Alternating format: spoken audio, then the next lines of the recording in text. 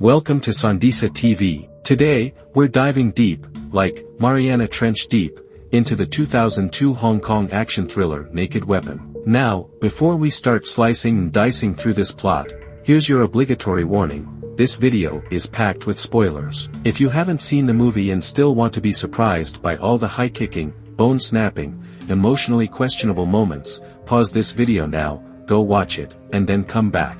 Otherwise, stick around. And don't forget to like and subscribe, because trust me, we're about to break this film down like Madame M breaks young girls' spirits. A crash course in assassin boot camp. The film opens with a stylish and deadly assassination. A man of unknown identity, who, let's be honest, probably had some very shady dealings, is chilling in his heavily guarded apartment suite when a beautiful assassin, Fiona Birch, played by Marit Thoresen, arrives. Now, Fiona isn't just any assassin. She has a signature move, seduce, massage, and then, bam.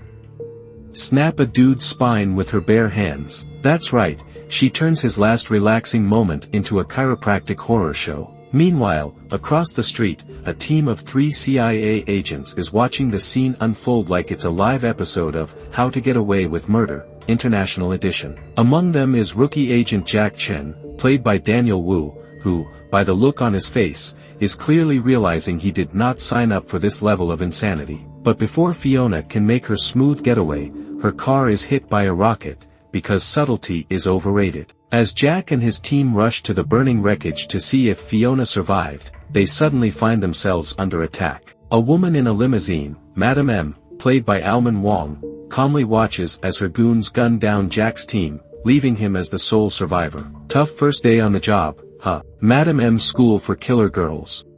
After this brutal opening, young girls across the world start disappearing, one after another. And no, it's not a random crime spree. These girls all have one thing in common. They are either athletes or martial artists. Jack, ever the diligent agent, correctly deduces that Madame M is behind the abductions, and these girls are being whisked away to some secret training ground. Cut to a mysterious island where these abducted girls are put through 6 years, yes, 6 years, of brutal training. If you thought your gym instructor was tough, imagine a school where failing a test means you die. These girls are conditioned to become cold-blooded assassins through rigorous combat training, survival challenges, and what I can only assume is the most extreme version of PE ever created. Eventually, only 3 girls survive the madness. Charlene Ching, played by Maggie Q, our protagonist, who somehow maintains both her badassery and her humanity.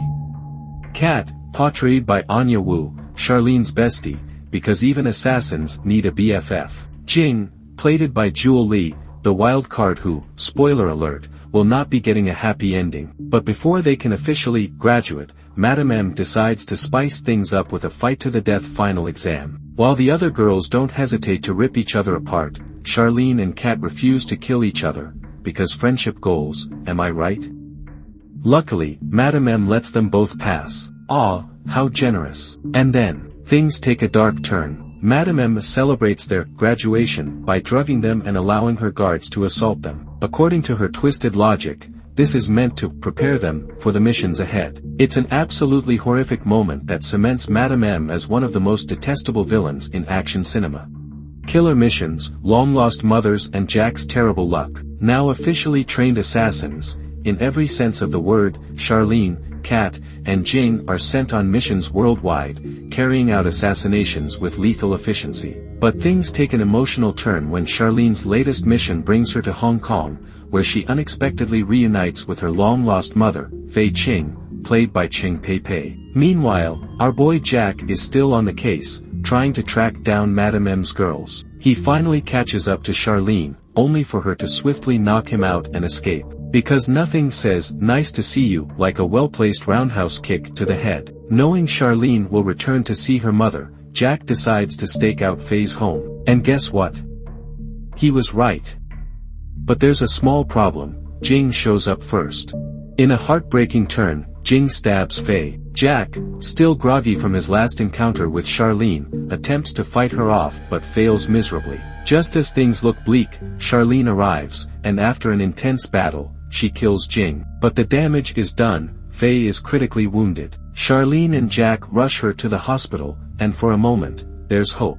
Final mission and a tragic goodbye. Charlene and Kat, desperate for freedom, accept one last mission from Madame M. Their target? A Yakuza boss named Ryuichi, played by Andrew Lin. What they don't realize is that this mission is a trap. Ryuichi, seeking revenge for his fallen partner, ambushes them. In the chaos, he kills Madame M, good riddance, and captures Kat. Charlene barely escapes with her life. Back in Hong Kong, Jack receives a phone call from Charlene. They meet at the beach, where they finally give in to their feelings and spend the night together. Cue the steamy romantic montage. But by morning, Charlene is gone, leaving behind only a note in Jack's shoe that says, "If we are destined, we will meet again." The final showdown. Charlene returns for Kat, only to witness her best friend being tortured and murdered right in front of her. Enraged, she faces off against Ryuichi in an intense, no-holds-barred fight. It's brutal, it's personal, and in the end, Charlene finally kills him. But the victory is hollow. Kat is gone, and Charlene is left alone, once again. The ending, hope or heartbreak. Jack and Faye, now recovered, visit a Chinese temple. Faye teases Jack about his newfound spiritual side, and he admits that while he has never been religious, he finds peace there. A moment of character growth. We love to see it. Meanwhile, Charlene, in a different temple, prays for Kat's soul and longs to be with Jack.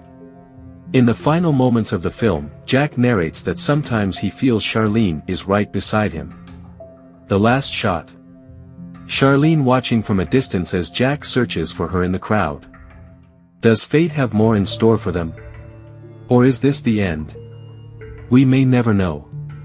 And that, folks, is Naked Weapon, a movie filled with intense action, questionable ethics, and a lot of broken spines.